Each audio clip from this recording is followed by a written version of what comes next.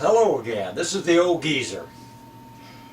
A few weeks ago I went to Asheville to the VA hospital for a routine checkup.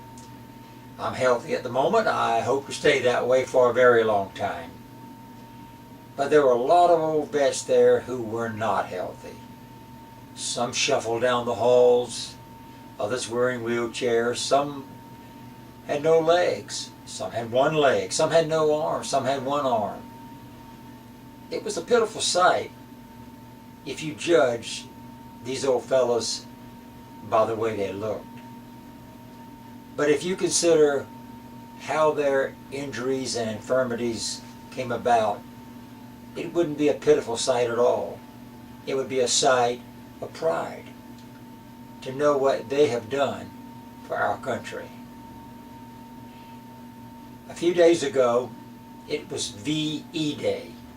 Now for you youngsters, VE Day celebrated on the 8th of May, some parts of the world on the 7th of May, but it was the day of victory in Europe.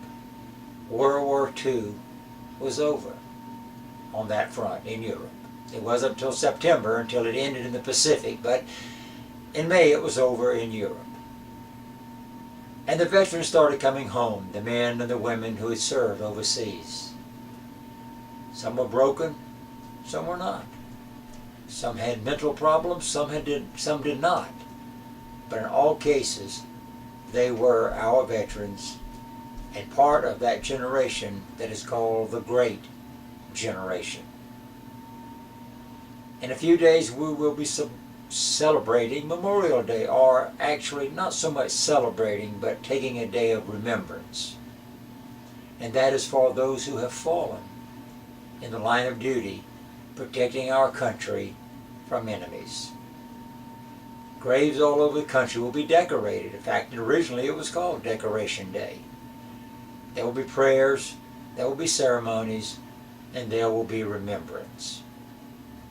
Today I want to talk very briefly to you about remembering those who have fallen. Now there are those who are falling even to this day in the Middle East, but I want to focus just a little bit on this great generation that centered around World War II.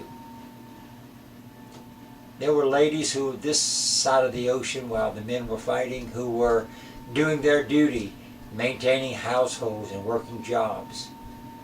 There was Rosie the Riveter, who built ships in the shipyards of the South and the North. In fact, I knew a Rosie. She was quite a lady, about 5 feet tall, maybe 110 pounds, and just as fiery as they come, a great patriot. My dad was in World War II, but not on Europe soil, nor was he in the Pacific. My dad was an engineer on the railroad. He passed the physicals. He was A1, but they didn't want to send him overseas. They needed him to engineer the railroads, to run those trains that were filled with tanks and with guns and soldiers and sailors going from one place to another, getting ready to ship out and go overseas. Those were the great generation. And they're dying at a rapid rate. 555 a day.